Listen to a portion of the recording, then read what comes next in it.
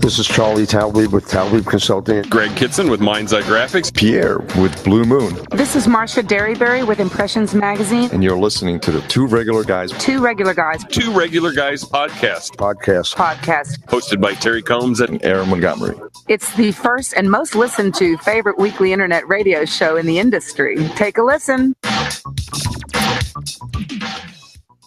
All right. Well, welcome to the show, everyone. It is Friday, June 8th, 2018.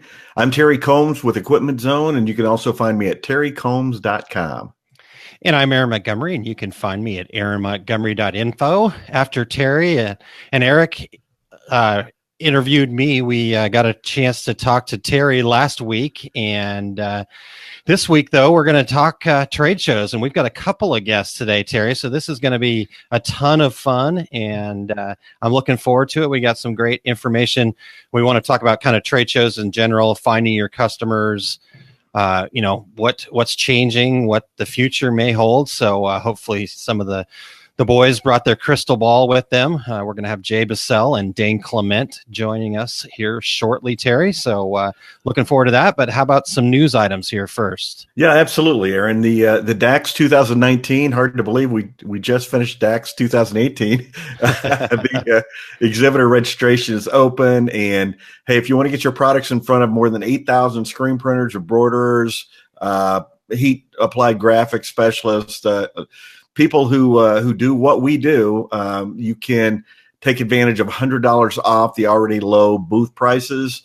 And DAX, right there in the Midwest, in Kansas City, Minnesota, and Chicago, is a place for garment decorators to meet there in the Midwest. And if you've exhibited before, you already know that this is really a great opportunity. And plus, you can save $100 on your booth space. So those guys, Scott and Margie, do an incredible job putting that show together and bringing in a lot of buyers. And if you're in the Midwest, and hey, a lot of exhibitors come from other places as well. Yep. And Aaron, you and I are always speaking there as well, and have a lot of fun. So speaking of trade shows, this is a place that brings in a lot of buyers. Yeah, definitely, it's a great show, and they sell out every year, their booth space. So all you have to do is put down $100 as a deposit and save your space. And so I think that's an investment well worth it there. Terry, the news that I had, Kornit announced their CEO transition. And as we know, I love to butcher names. And so these Israeli gentlemen, I'm going to butcher their names, but let's give it a shot here. So Kornit announced that current CEO, Gabby Slegnisson plans to step down from his position on August 1st. The company says Gabby will continue to serve on the board of directors and remain at the organization through a brief transition. With the transition, Ronan Samuel takes over as CEO of Kornit.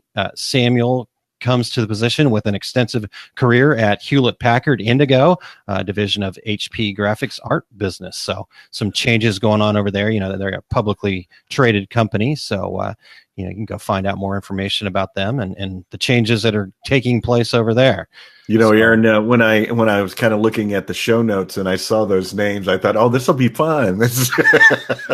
Yeah. And you know what? I read them and I had them in my head and then I just completely blew it. So I'll read it again and come up with the actual names here in a bit. But anyhow, haha.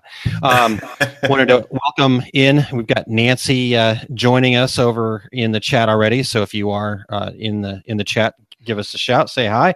And stay tuned to the end of the show for 5 things. Terry's going to give us 5 ways you should be communicating with your employees. Yep, that's the plan. And hey, Aaron, before we dig into the show, I want to thank everybody for listening. And we are very pleased to bring you this show since February 2013. We're well into our 6th season now. We always try to avoid the rants and the lectures. And we would love for you to visit our webpage, which is 2, regularguys.com. Check out all the show notes, and we'll have show notes from today there as well. And anytime we talk about anybody's website or go here or go there, it's always on the website. So go check it out. We also look forward to having suggestions from the audience. you can go to our Contact Us page at tworegularguys.com. If you are watching us live right now or over on Facebook Live, we would love to have your comments, your insights, your questions, your suggestions. So jump in and participate in the show with your comments and questions for us or the other guys. And Aaron, we want to thank our title sponsor, SGIA, the Specialty Graphic Imaging Association. And if you're interested in SGIA, head over to their website at sgia.org/join. And that's where you can sign up to be a member of SGIA. And we will have commercials on from those guys here again soon. A lot of transition happening over at SGIA, but we certainly appreciate their sponsorship for half of last year and all of this year. Yeah, that's been great to have their support and getting to know the new team members over there in the marketing department. They just opened registration for the SGI Expo, October 18th through the 20th in Las Vegas, Nevada. So it's going to be an awesome show out there in Vegas. So get on over and register for that show, and the two regular guys will see you there. So should be a lot of fun. Hey, Aaron, Dane, one of our guests, Dane, Clement, and I myself helped out somebody who came into Equipment Zone this past weekend for the DTG Academy, which was awesome, by the way, and sent him a shirt that he wanted printed but didn't have time to have done, and we had ulterior motives. He actually owns a bar on the Strip in Las Vegas, so Dane and I made sure that he got his shirt, and so that we could stop in and say, "Hey, I see that shirt on the wall," and well. Can I tag along then? Sure. By proxy. Right. Awesome. All right. I just wanted to, Christine Shreve is joining us in the chat right now. She said, "Hey guys, like the video format. It's good to see you. It's been a long while since we've had a chance to talk to Christine. So Exactly. I'll have to track her down and get some good information out of her soon. But thanks for joining us there today.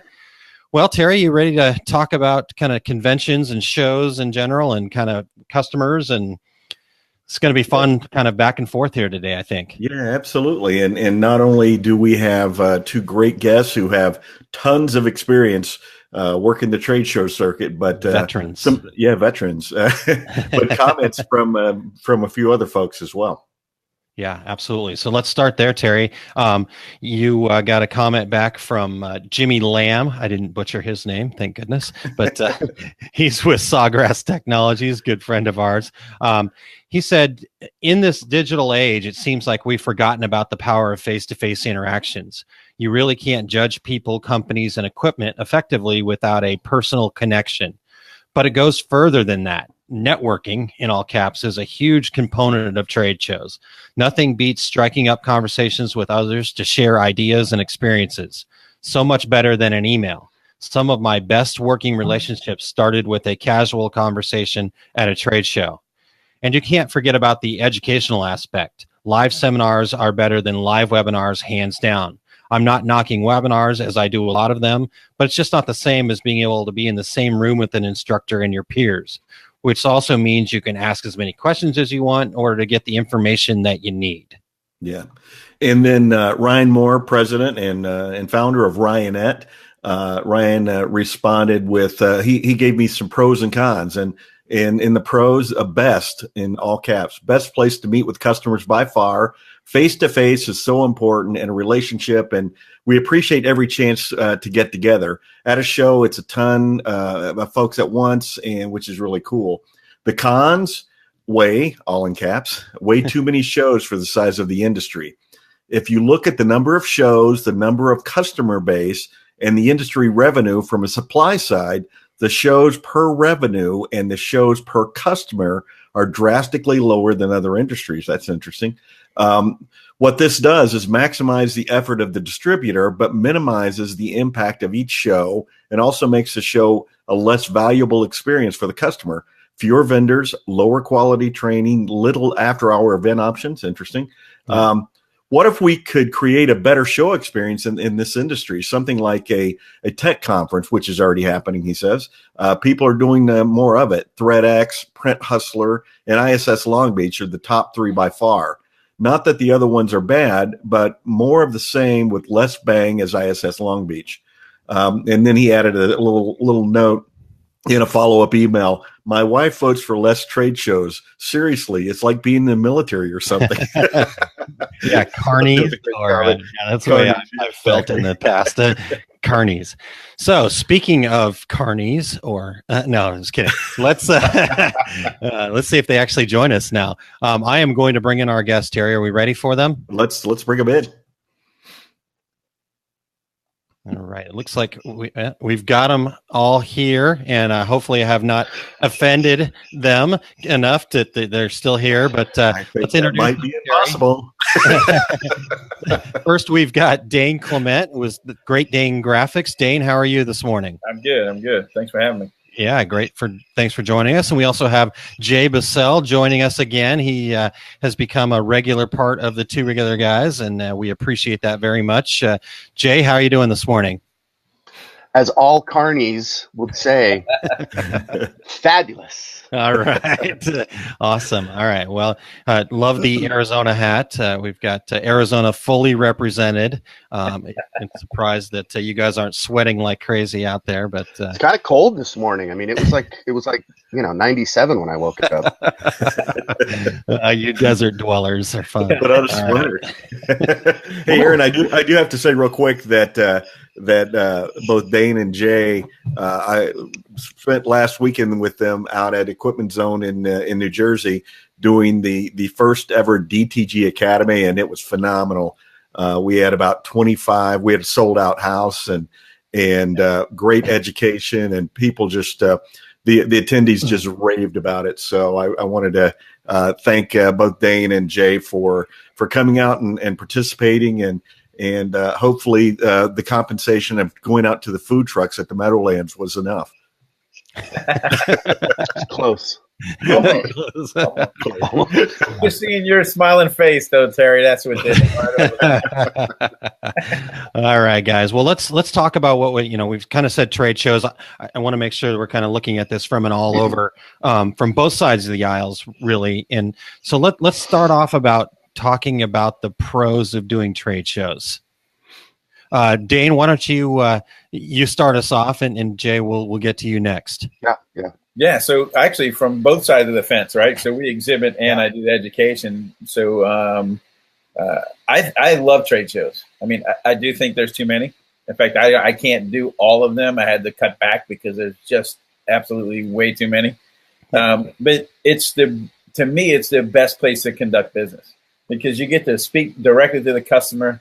They get to ask any questions. You can really start a relationship within a couple of minutes to find out what they do, what they're interested in, what they need to know. And to me, I think that's the strongest part of trade show business. And on the other side, on the teaching side, I mean, that's my favorite. I think what Jimmy mentions in his note about webinars and stuff, and I've done them, and I can't stand them. I mean, I do not enjoy sitting and staring at my computer screen and talking to myself. Yeah. I'll take 100 people in a room any day over that. Aaron and I do that every Friday, right? Yeah, no, I couldn't do it. I'd shoot myself. Just saying. Don't do it, Dane. Don't do it. Interaction and the feedback, and you can watch the light bulbs turn on. That's my favorite part. That's what makes me want to do it, right? When I see that it connects with them and the light turns on, I just taught them something, maybe one little bitty nugget of something, but that's what makes it fun. Yeah, definitely. That's a really good point. And, when I was reading Jimmy's note and then hearing that from you too, that really kind of resonated with me too. Being able to, it's one thing to help them and share some information, but when you can see it in their face, you can see that light bulb go off. It definitely is a much more valuable experience for them too, because they can understand the nuances of what you're saying when they're looking at your facial expressions. Maybe something here is kind of important, but not as important. But when you bring something to them with a lot of oomph, they can really feel that in a face-to-face kind of educational setting. That's really a good point. Just like when I do my awesome jokes. I can get it because they can see me smiling and laughing. They know when to laugh. The jokes are way better in person. Okay, we know that. Not so much. All right. Well, Jay, what about you? What's your take on the pros of being out there in person with folks? I think, as Dane started, there are two sides to this, and it's interesting because I think the four of us, for sure, and your two guests that commented, Jimmy and Ryan, all six of us usually look at this through the lenses of the exhibitor. Yeah. And so we're going to have a totally different look and a totally different reaction to those inputs. So let's flip it a second and let's look at it through the pros of the attendee. Yeah. And we could whine all day about too many shows, and I would be the second person in line right behind Dane. So, however, the reality, I think, of why there are so many shows is more a reaction to what the attendees are saying.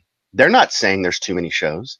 They're saying they don't want to travel all the way to Vegas, or they don't want to travel all the way to, Orlando or Chicago. They would prefer that experience right within an hour's drive of their home. Now, we know that's not always reasonable, but if they could get it, they would go. And so, I'm not saying we should have more regional shows, but it seems to me that that's what's happened, is we've created more regional shows, and for the exhibitors, we feel stretched thinner because, there's more, now I've got to be in 12 places instead of 6. Mm-hmm. I love what Dane said about the interaction and the connectivity. I also think that it's the unique place to grab or to build trust. Where else can you really build real trust, real relationships? And as an attendee, I want to be able to look. I'm very tactile. I want to see it. Think about garments and think about substrates and, the textile industry and the hard goods industry. We need to feel these things, see these things, look at them from every angle, see a full print, not just what somebody quickly shows me and says, see, look at the color. It's amazing. You kind of want to be more involved in a process-oriented way as an attendee, I think, at least when I go. And I had the opportunity, I want to say not this last time, but 2 years ago, SGIA, I walked that floor for the first time truly as an attendee, and it gave me a whole different experience. It really did. I've been to that show 10 times, if not more. But as an attendee, you're able to pick up on other things and you get a different experience. So in terms of cons, there's we're not there yet. We're not there yet. Oh, I'm still talking pros, but hey, let me throw something out to you though. Along the lines of too many shows, and maybe it's not so much too many, although and maybe this show idea came from me just being tired, but I'll talk to somebody at ISS Long Beach, and they'll say, let me think about it. Are you going to be here for NBM Long Beach? And so we have 3 shows in California. We have ISS Long Beach, we have NBM Long Beach, the same convention hall, and then we had Sacramento, and then boom, Portland. But and then in Texas we have ISS Fort Worth, and then of course we go way over to NBM Arlington, which is, you can spit on Fort Worth from Arlington, and I think sometimes they do. And and then of course let's throw in Houston, because by gosh, we certainly need another show in Texas. And I think that the result of that Houston show is just an example of, maybe there's someplace else that you could do a show that you don't have to try to follow your competition. And bottom line, that's what it is. So there's the Imprinted Sportswear show and there's the NBM show, and they're not competing for attendees. The attendees, that's what they're giving us as compensation. It's what they're competing for is advertisers and exhibitors, and competing in the exact same location is not the way to do it, in my opinion. I agree. Yeah, I don't disagree. Okay, perfect. So yeah, my take is definitely. I don't disagree. That's like. Are you voting present? It's kind of sort of an agreement. So I there was an interesting piece, and I can't remember which one of you gentlemen said this, but that we were creating regional shows. That was kind of the need was to, so people. In fact, that was Jay said that. Now I remember. which is really interesting. And I agree with that, where you kind of get to these different locations. But here's the part that I was, when I was in charge of managing the trade shows and stuff for my former company, we all of a sudden got these regional shows, but we were paying national show prices still. Right. And that, I think, is maybe one of the rubs. You've got your wife like Ryan in the background going, "Why are you always on the road? I'm a single mom." Right. Things like that. And you're paying, $10,000 for a piece of concrete. Yeah. How do you change that experience? Don't forget the carpet. Oh, you do get the really nice carpet. Sometimes it's extra. Sometimes. Yeah. So maybe that leads to maybe we should do road shows instead. Right? Yeah. Maybe hit 2-3 cities in an area. I would think as a smaller venues, hotel rooms, ballrooms, those kinds of things may be a solution. Of because I've seen some really successful ones. I've seen some not so successful ones, but I think that's kind of gets more into the regional and as close to as smaller markets as you can without the national price point, right? Yeah. Hey, before we move off of pros, by the way, I don't want to forget something that's come up here a couple of times. We're talking about education. I want to get your guys' take on the ISS shows. You pay to attend a seminar. The NBM shows, the seminars are free, and in fact, the vendors pay for those seminars. The vendors that are giving the presentations. Well, I'd love to have your take on. And by the way, the DAX shows, those are paid as well. But I'd love to have your take on the differences on those seminars. Sure. Who goes first? Go ahead, Jay. He's on Dane second. got to go first last time. Okay. Well, let me frame that by saying I truly do believe this. Obviously, I'm a trainer and a speaker and go to many shows and get the opportunity to share, and I love it. It's as we all know, the four of us do it. It's an emotional payday for me. I love it. Mm-hmm. It's what I believe is one of the greatest gifts of a trade show is, number one, the time that you get to create that trust, and number two, the education. So when an attendee has decided to give you 90 minutes or more of their undivided attention, you have a gift, and it's an opportunity to take the sales hat off temporarily and truly share from your heart and add value to the discussion. So I'm a huge fan of it top to bottom. There's no downside to me to education. Truly, it's probably the biggest pro to trade shows. So having said that, the fear of the model where the attendee gets to be there for free, I don't have a problem with that.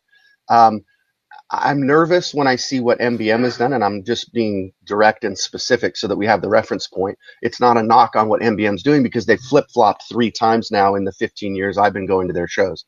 So it's okay, but what happens, or what could happen, and what I have seen happen, is that if the exhibitors are paying to be able to present to those attendees, it can quickly slide into a pitch. And that I think gets self-policed, because you're only going to go one time to, and I'm not picking on Ryanette, but it was the first thing that jumped into my mind. You're only going to go one time to Ryanette's full-scale 90-minute timeshare pitch. You're not going to come back, and you're going to spread the word that, oh yeah, that's not education. So if they're dumb enough to do that, they're going to get voted off the island by not being able to come back. And it kind of ruins it, I think, for some of the attendees. Now, having said that, if you truly do give value, and let's say that let's say Great Dane Graphics or Stalls, or let's say Terry, let's say Equipment Zone, or Aaron, let's say you personally, from a standpoint of building your consulting business. Yep. If you three were truly there to provide valuable education that I, the attendee, whether I'm brand new or 15 years in, I mean, I would be hanging on every word, because you've walked the walk. You have tremendous experience. You're sharing that with me. That's your gift. And I think that's huge. And so to wrap that all up, I'm huge and pro on all forms of education. I just think it's in the trade show's best interest to police it and make sure that it's truly that, it's that kind of value, and it's not just a hidden sales pitch. Well, not even so much hidden. It could be a flat out infomercial. Oh, right. I mean, Correct. because they look at it, they being the guys paying for the class. If I'm going to pay for the class, we're going to sell our stuff, and we're going to sell our stuff. We're going to show them. There's still some education in there, possibly depending on who it is and what they're showing, but it's going to be, hey, this is what we do. This is the material we have. This is what it can do for you. I mean, it turns into those kinds of seminars. So I'm with you. I'm not really big on the educational sales pitch. I would much rather see a standard, kind of like the other guys do it, is we can't really go there and not supposed to go there. But if you go there, if you do the educational piece of it and it's good enough and it adds value and the customer can see, or the attendee can see that, man, this is real. This works. And as soon as they leave that class, they go to the booth. That's a whole different animal, right? That's something that is okay. I mean, that's why we do it. We saying, look, this is one way to do things, or what we do. And if they believe it, they'll come seek you out. And that's okay, I think. Yeah. So, go ahead. So what I was just thinking too, though, that's an interesting piece of this, because I was involved when NBM made this switch. I wasn't involved in that decision, but the company I was with, we actually paid for some of those sessions.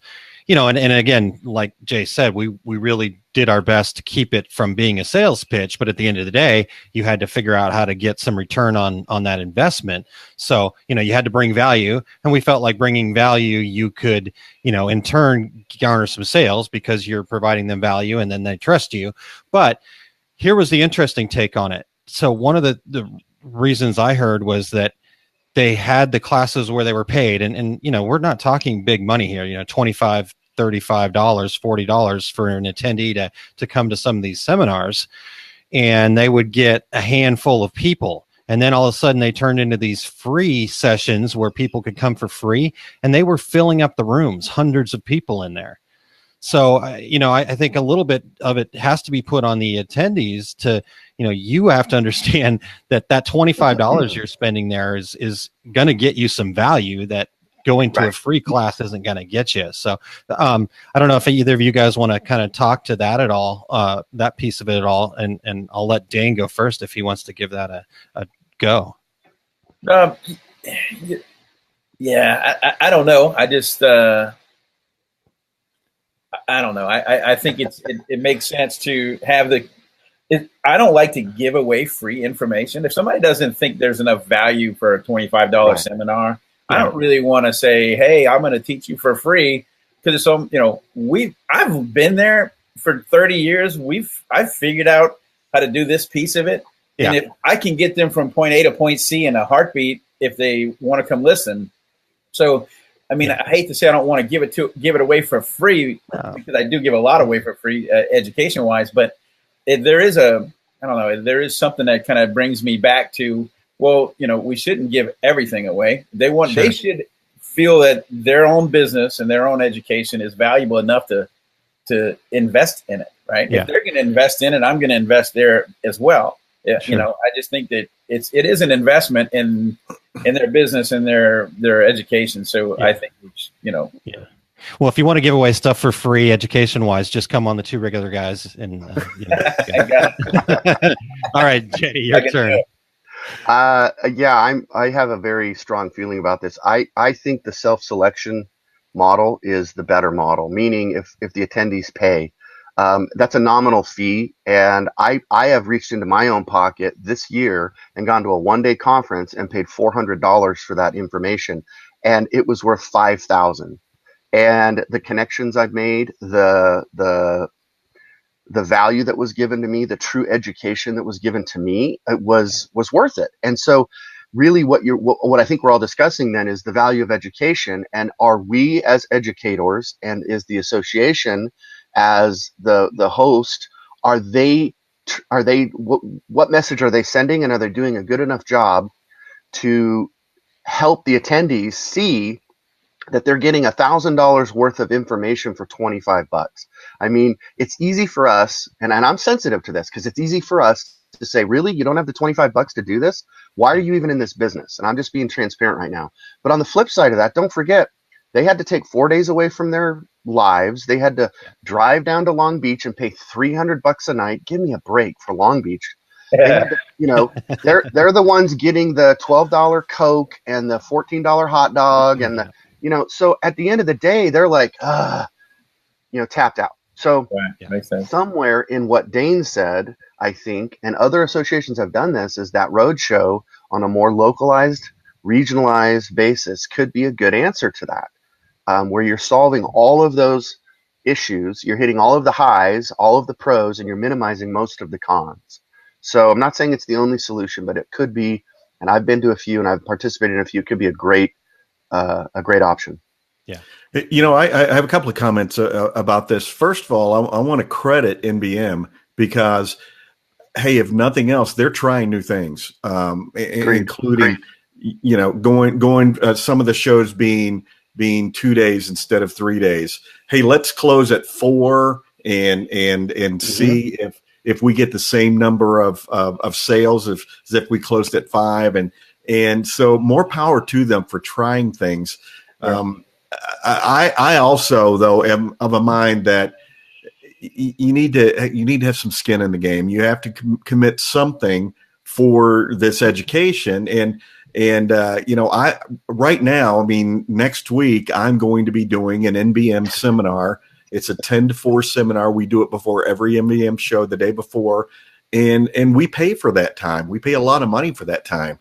And here's what I look at. I just got the class roster yesterday, and it had about 120 names on it.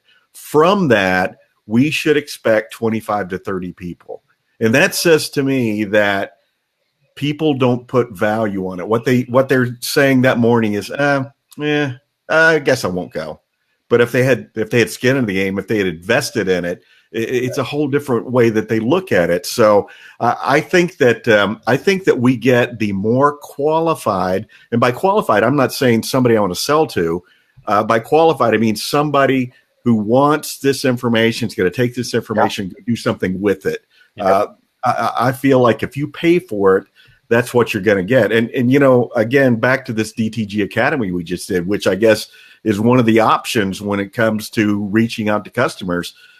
It was $395 to attend that, and it sold out. There were 25 chairs filled, and I will guarantee you, every one of those people, if you ask them if it was worth it, they would say it was worth 10 times what they paid, the amount of information they went home with. So anyway, that's my take on that. Yeah. So Terry, I'm going to just read back. We've had some great comments in the chat too. So if you'll allow me to just kind of recap a couple of those things before we get into some of the cons of doing these things. So Nancy shared with us road shows and workshops is an awesome idea. I think that was when Dane was talking earlier about that stuff. Woo, yeah, there you go, Dane. Woohoo. Eric Campbell is coming to us from the home office of Deco Network in Atlanta. So he said the regionals serve a fully underserved segment. And he also mentioned that Jay is bringing fire. So, hey, Deco Network, Eric's on his break. So, okay. All right. Let's see here. Got a couple. There's definitely some great comments, so definitely go back and check this out. I'm not going to be able to get to all of them, but Christine Shree from Enmart said, Jay is so right about this. It's about value, can't be a sales pitch. So that's another one for Jay. I think we're keeping score now? Yeah. Dig deep in there, Aaron. Let's go. Good luck. Come on, some more love for Dane now. people. This is must-see TV right needs here. a little love here. And see, this is what you have to. This is how you pay for the two regular guys. You have to put up with our bad jokes. So, all right. Jan Callahan said, "I have never." Jan. There we go. I have never had a problem as an attendee to pay for a class. Some of my best learning aha moments have been in paid classes, but a good educator will seamlessly blend the class. a little bit country and a little bit rock and roll. Oh, wow. A Donnie and Marie reference? Oh, my God. I'm going to go Dane country, Jay rock and roll. Yes. That's actually pretty close to true, too. And then Jan said, we need those kisses and hugs buttons like Blab used to have. Oh, the Blab days. I forgot about that. Those are good. All right. So thank you, everybody, for your comments and joining in and being a part of this conversation. But Terry, let's keep this thing going. Yeah, let's talk a little bit about the cons of doing trade shows, and I think we've already hit on one. It's there are too many of them. But hey, Dane, let's throw this to you. The downside of exhibiting at trade shows. Well, yeah, too many of them is one, right? So the cost is extremely crazy. So there's exhibit costs for the space and the furnishings, the carpet and whatnot. And then the drayage, I go in and I get hit pretty heavily with my little bitty 10 by 10 art booth with drayage, because that's a hidden cost. You don't really, it's a surprise. Right? And Dane, our listeners don't even know what drayage is. Why don't you share that with them? Yeah, well, tell us, Dane, what is it? When you take that show crate and you put it on a truck at your location, wherever your business happens to be, and it could be 500 pounds, whatever it is. It goes on a truck from there clear across the country to Long Beach, California. And it comes off of there. And by the cost it takes to get it from the back of the same room, you're in one building, convention center. The cost it takes to get from the door where the truck was to your booth, and it's on a forklift, and it takes a guy all of about a minute and a half to truck it on over, could be 3 times what it costs to ship it across country, which is just absolutely ridiculous. And so that's huge. And then with having so many shows and they're all on top of each other, I have a small company. Yeah, I'm part of Stalls, one of the bigger companies in our industry.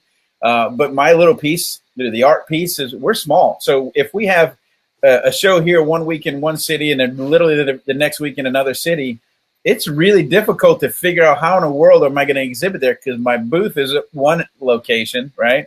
And it'll never make it to the other location in time. So I have to double up and have some other answer for that. And I don't have the staff, man. It's just it's problematic. And I don't think that the shows give that enough thought. I just think they just, I don't know if they don't think about it, don't care about it or what, but there's been a lot of times where these shows were stepping on or, just about stepping on another show. And you got to pick one sometimes. And then that's kind of tough. I'll give you an example of that, Dane, is this past year, I can't remember what show was right before Atlantic City, but maybe Arlington. But I remember one of the IT Supply came over and said to me, "Hey, how are you getting your freight to Atlantic City?" And I said, "We've got a guy here who's going to start driving tonight, and he's driving straight to Atlantic City." And he goes, "Oh, well, we didn't even think of that. We're air freighting their entire booth." Can you imagine how many tens of thousands of dollars that cost?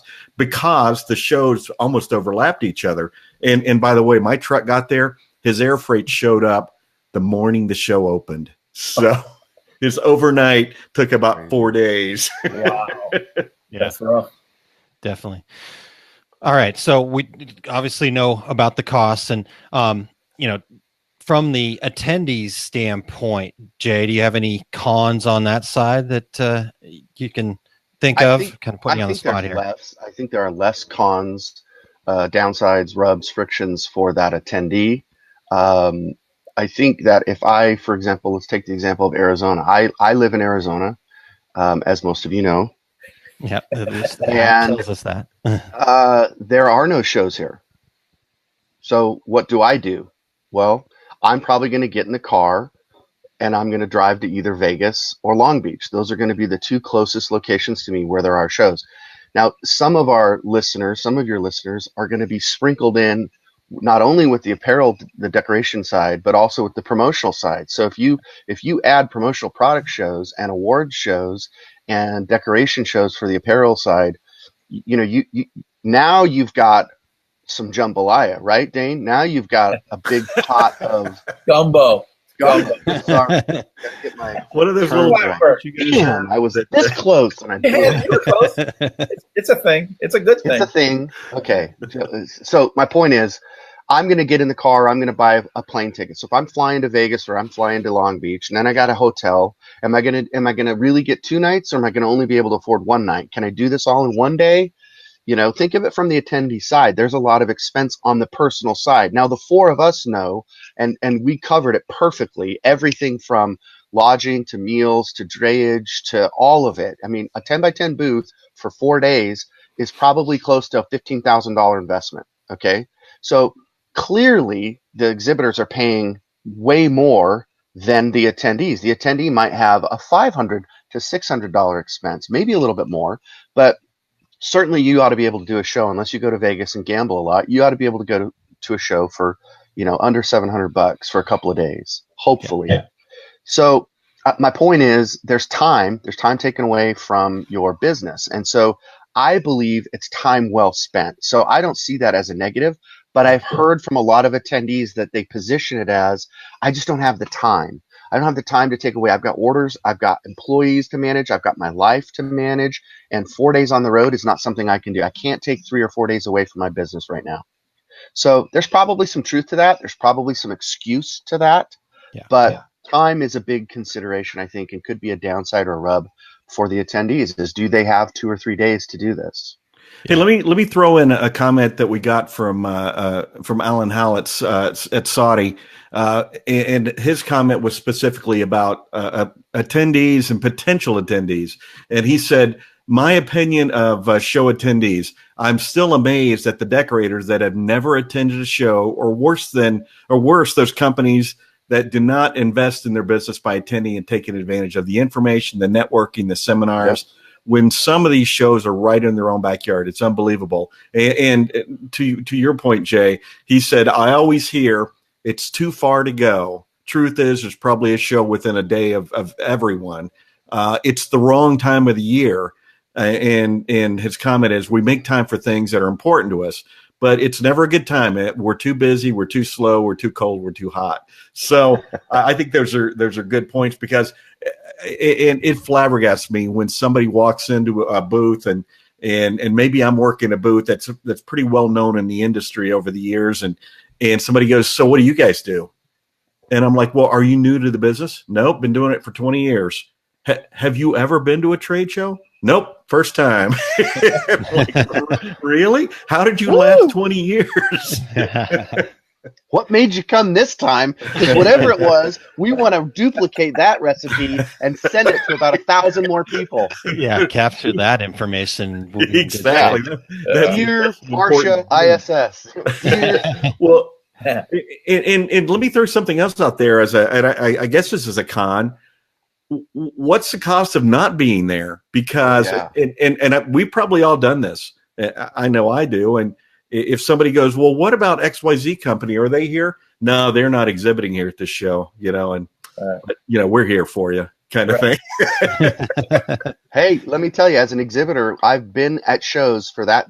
That was in the top 3 reasons of why to go, because my competitor's not going to be there. Wow. Gotcha.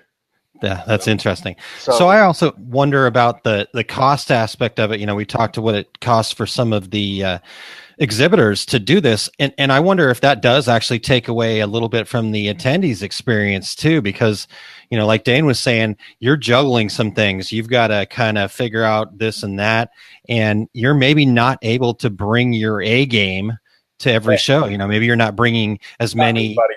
Oh, well, I know you always bring your A game. I've seen his A game. Yeah. We got okay, I'm taking you guys out of this. Okay, we're talking about equation. Hey, be careful here, Aaron. Careful. All right.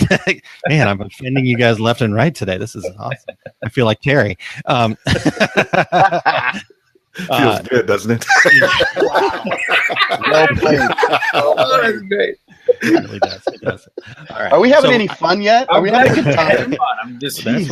I'm just glad I put on my pants today. I'm glad we added it to the email. Yeah. And thank you for the reminder, because you guys know, and I apologize for standing up and looking out my window and you got a full shot of my torso, which I'm sure was horrible. So Yeah, we'll capture that and save that yeah, for later. you'll have that as my name across. You'll say Jay Busselle and you just see this gut sitting right there. That'll be the picture where we promote the show. Oh, sweet.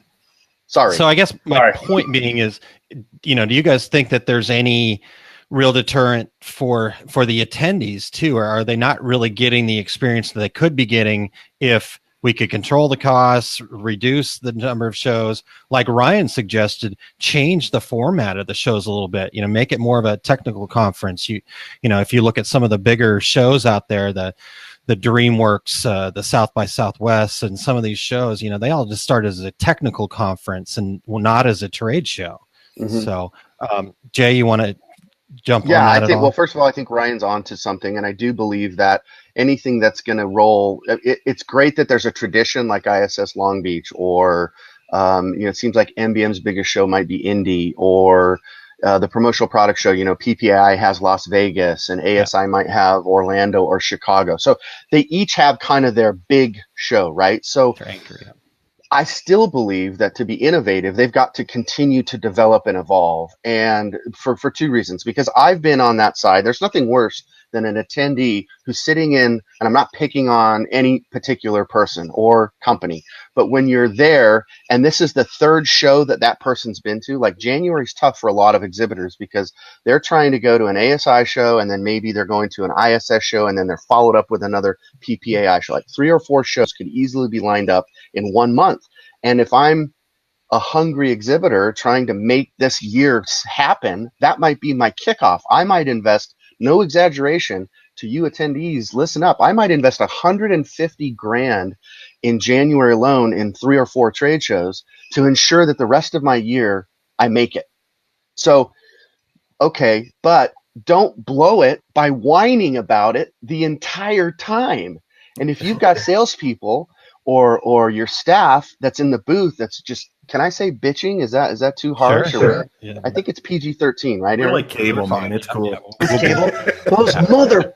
No. Yeah. So when we have that whiner, that just negative, just I had to go all the way from Las Vegas to Long Beach, and they're just consistently whining about it. It's like, you're ruining this for your booth, for the energy, for me. I'm out. I want to go talk to somebody else right now. So, yes, we have to be, better at our game as salespeople and as marketers. But that's a rant of mine. I know you guys aren't about the rants here on Two Regular Guys, but drives me bananas, man. It's like bring your A game, be fired up. You're meeting new people, and let me say, this is probably a con for trade shows overall. And then I'll turn it over to Dane. This is the one place where you can do marketing and sales at the same time in the same place.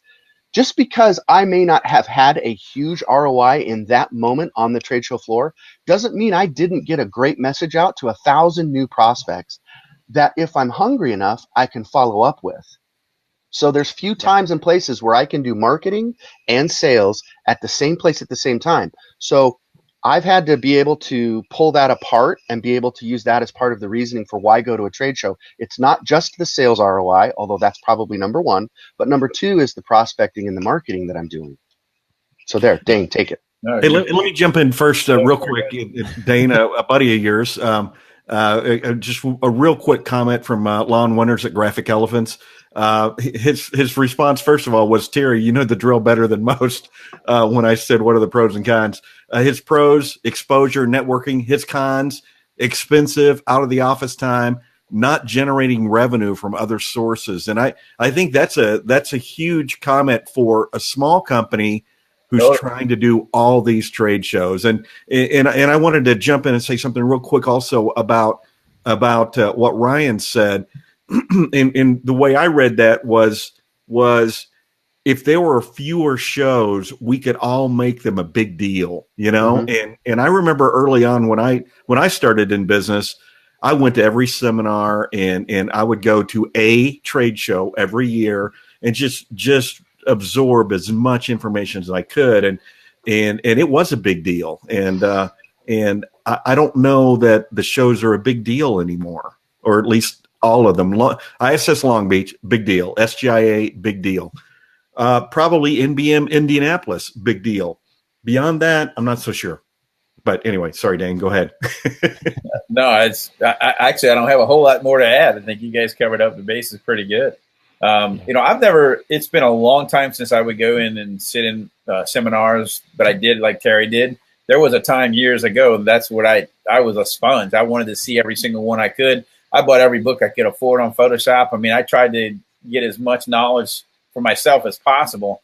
And there's still some people that do that at these trade shows and these classes. I mean, I have classes that this is the third time I saw this class. I'm thinking, third time. Amazing. But what does that say about you as an instructor, Dane? I don't know.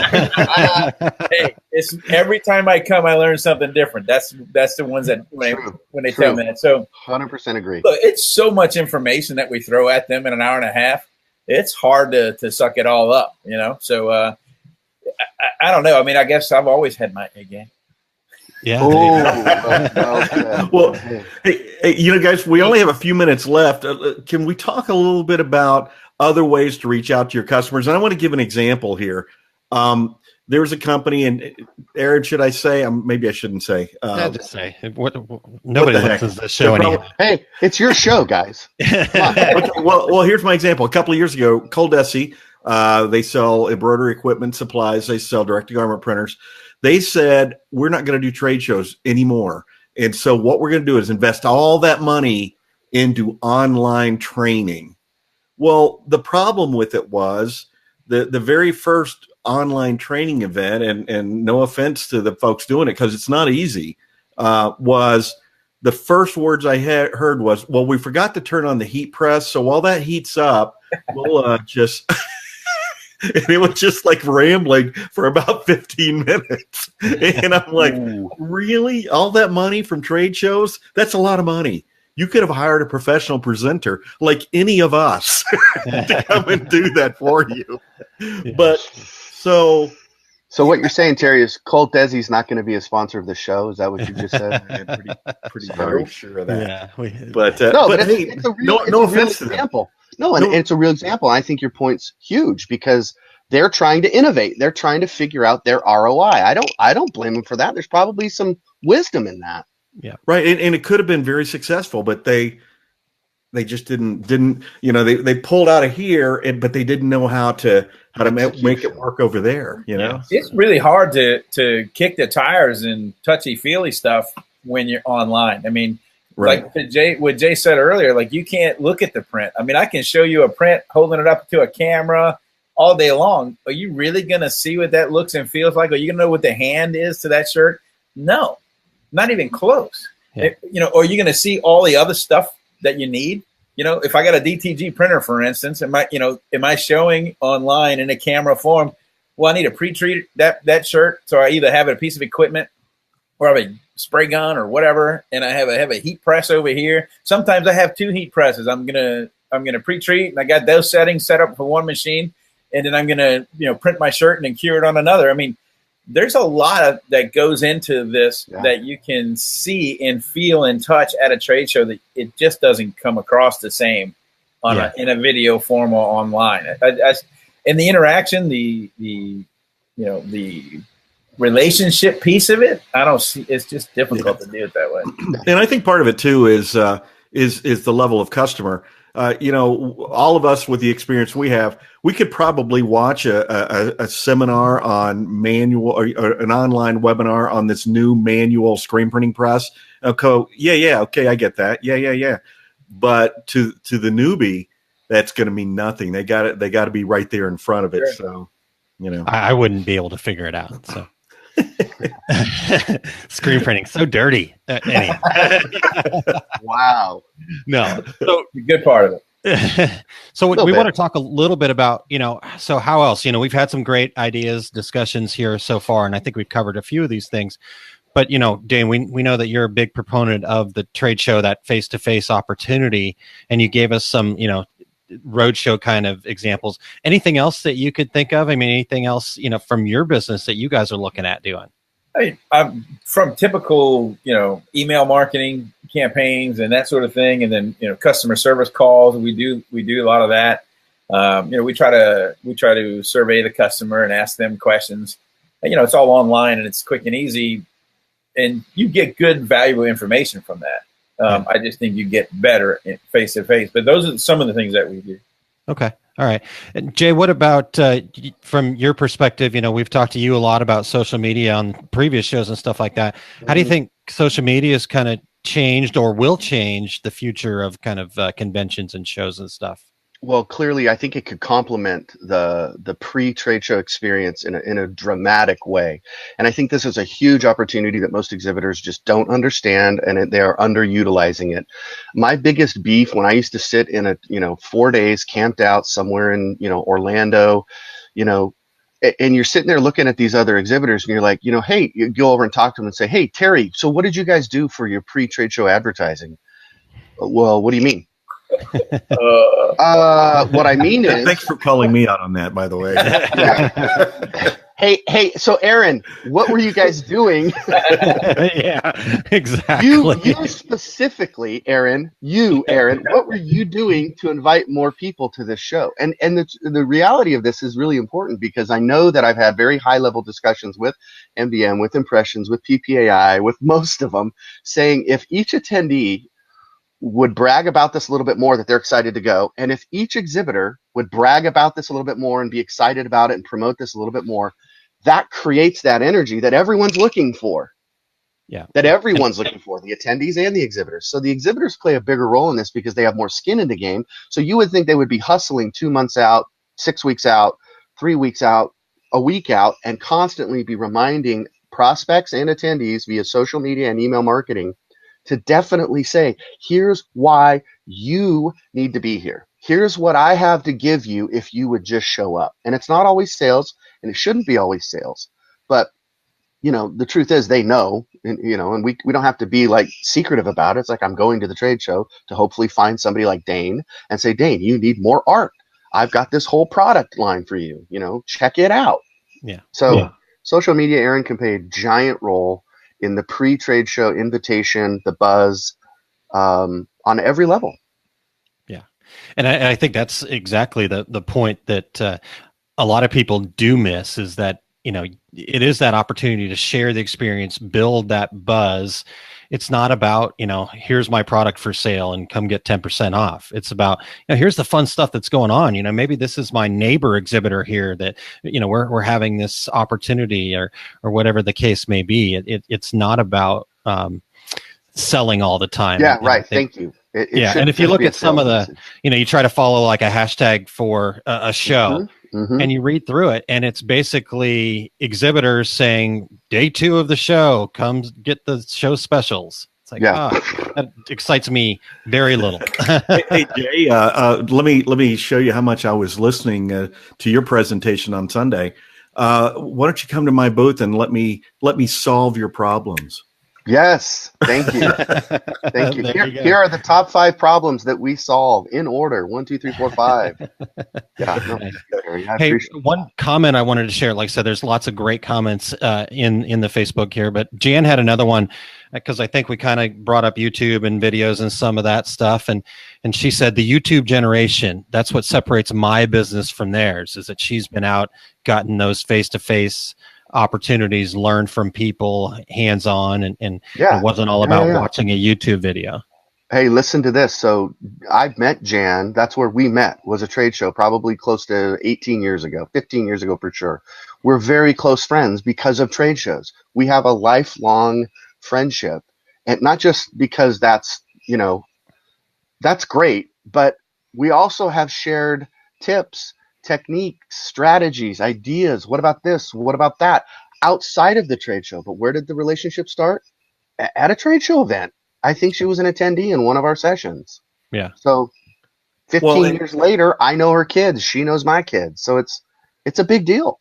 Yeah. Well, and Dane, I met you at a trade show. Jay, I met you through working with your company at a trade show. And I think that part of the trade shows too is relationships among the vendors. And I'm staying in Cleveland for 2 extra days after the show to go to the Rock and Roll Hall of Fame and hang out with folks I met at trade shows 10 years ago. And There so, you go. there's a little bit of that, but my takeaway here is I think in today's world, with social media and the opportunities to do things like webinars and have YouTube, I think it's got to be a combination of things, and yeah, we need to be out there shaking hands with people.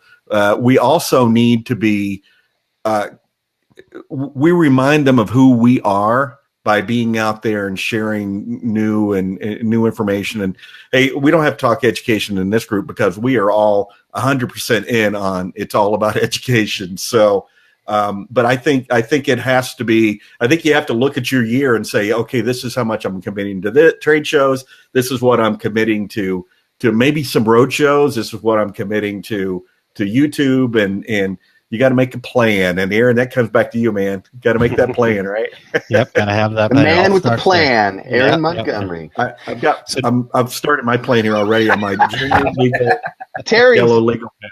Terry's favorite high-tech product, as I realized this weekend. Yeah. So Nancy shared, build the relationships first, and the sales will follow. I can't agree with that more. So we all do. All right, well, guys. Let's get a couple closing thoughts out of you. Dane, let's start with you. Any closing thoughts on this topic, and we'll let you get back to work. The only closing thoughts I would have would be, I know there's a lot of trade shows. I still enjoy them. I hope they don't go away. I don't think they're going to go away completely. So knowing that, I'll see you guys at the next one. We'll see you on the road for sure. How about you, Jay? Cleveland. My closing thoughts are figure out the blend. You need a hybrid blend of what works for your company, and the truth is MBM, ISS, PPAI, SGIA, all of them have one thing in mind, which is to sell you trade show or exhibiting space. So when spending money on marketing, ROI is everything, and none of us want to see any company waste funds on something that isn't going to be a benefit to their business. So I want to make sure that we can help guide others that when going to a trade show, that's a marketing opportunity. It's also a sales opportunity. And if you're not tracking it after the fact, I'm at a loss for words, which is rarely the case. So do your measuring. You have to measure what were the expectations and what did we get out of it, both in sales and in terms of marketing. And then, follow that funnel down so that you can either repeat or you can say, we're crossing that off the list. Yeah. All right. Good stuff. Excellent. Thank you so much, guys. We'll let you get out of here. And Dane, where can people find more about Great Dane Graphics? You can find us at greatdanegraphics.com. Awesome. Jay, what about you? Where should people reach out to you at? You can find me on LinkedIn or on Twitter or at a trade show. All right. Perfect. All right, guys. Have a great Friday. Have a great weekend. We'll talk to you soon. All right. Thanks, Aaron. Thanks, Terry.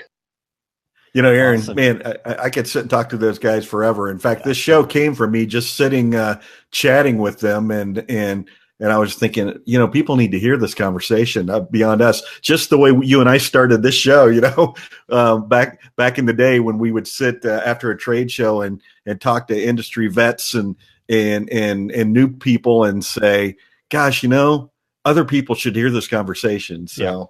That's kind of where this all came from. In fact, just got a comment from one of the viewers. Nancy said, thanks, two regular guys. This is her first time watching. I'm going to give Great Dane Graphics a try now that I've met him. So he did get paid, kind of. And Jan said, thanks again. All right, Terry. Well, it's been awesome. Let's keep going here. Yeah, let's. Well, Aaron, it's as I said, the guys did a DTG Academy with me in New Jersey with Equipment Zone, and I guess it's time to hear a word from our sponsor, Equipment Zone. Absolutely.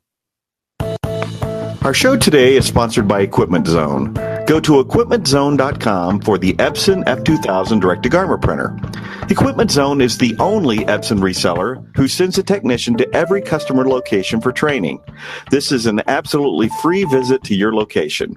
Equipment Zone is also the manufacturer of the number one pre-treat machine in the industry, the Speed Treater TX. With no compressor and no special tanks, the Speed Treater TX is the easiest and most consistent pre-treat machine available worldwide. Go to equipmentzone.com for the Epson F2000, the Speed Treater TX, and for all your DTG inks and supplies. That's equipmentzone.com. That's equipmentzone.com. All right, Aaron. Again, thanks to Equipment Zone, our longtime sponsor. I think they've been sponsoring the show since about a month in, and we appreciate all the support we get from them. So, Aaron, what do you have on your agenda? Well, the biggest thing that I'm working on outside of the Two Regular Guys stuff is my Small Business Saturdays that I do every Saturday morning at 10 a.m. Central, 11 o'clock Eastern Time. I do about a 15 to 30-minute live video session where I talk about tips and tricks for small businesses on my Facebook page over at facebook.com/aaronmontgomery.info. And, I call them Small Business Saturdays because, there's Small Business Saturday once a year that I think American Express started. But, I think about them every week at least. So, take it a step further. But anyhow, I want to make it more of a discussion like what we do here where we get some guests in. So I get on there about 10, 15 minutes early, allow people to kind of get their coffee and get ready to go. And we just chat about some business topic and stuff that I hear from people throughout the week. So actually working on something right now. I'm still percolating a few things, so I want to see if I can get a guest in there tomorrow morning. But we'll have something good tomorrow morning, 10 a.m. Central. So join me over there. But what about you, Terry? Well, I'll while you're doing that, I'm going to be teaching a complete screen printing business course at Atlas Screen Supply in Chicago. I'm leaving this afternoon for that Saturday, Sunday class. It's sold out, so if you ever want to come to one of those screen printing classes, if you wonder is screen printing going away, these classes sell out almost every time. So after that, next week, Aaron, I'm going to be in Cleveland. On June 14th, I'm going to be doing a free Epson direct-to-garment class. It's 10 to 4, and as I said, it's free. It's at the Cleveland Convention Center the day before the MBM show opens up there. And then, of course, I'll be in the Equipment Zone booth at the show. My next complete screen printing business course in Phoenix, I always do that at Workhorse Products. That's going to be July 21st and 22nd. And all my upcoming events you can find at terrycombs.com under tour dates. All right.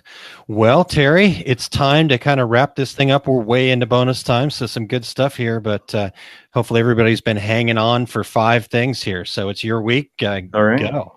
All right. This is my 5 things you should be communicating with your employees, and in parentheses, from a guy who hates having meetings just to have meetings. So my number 1, have stand-up meetings. That's about a 5 to 10 minute meeting in all departments to discuss the day or the week's activities.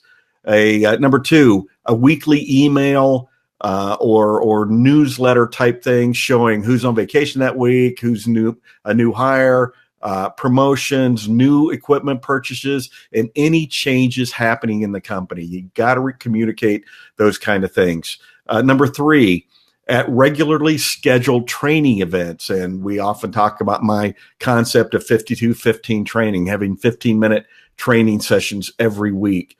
Number 4, at annual employee reviews. Don't schedule and delay or reschedule and delay. This is important to your employees. So make sure you do those reviews and do them on time. And number 5, company-wide meetings for insurance, retirement, investments, things like that. So those are the 5 times or the 5 ways that you should be communicating with your employees. Awesome. Well, what a great list of 5 things this week, Terry. Thank you very much for sharing that. We'll get that up on our Facebook page as an infographic as soon as possible here. So, but Terry, I think we've exhausted this show. It was fantastic. What a great conversation. And looking forward to catching up with Jay and Dane in person soon. Yeah, absolutely. We could certainly do another whole show, and we should plan on that in the future. But we also want to thank our show producer, Eric Campbell with Deco Network. You can find him at ericcampbell.com. We also want to thank our sponsors, the Specialty Graphic Imaging Association and Equipment Zone. We very much appreciate your support. Absolutely. And Terry, next week's show, we're going to be hosting Vic Autry, who's with iPersonalize. And we're going to talk about lean startups, selling and marketing.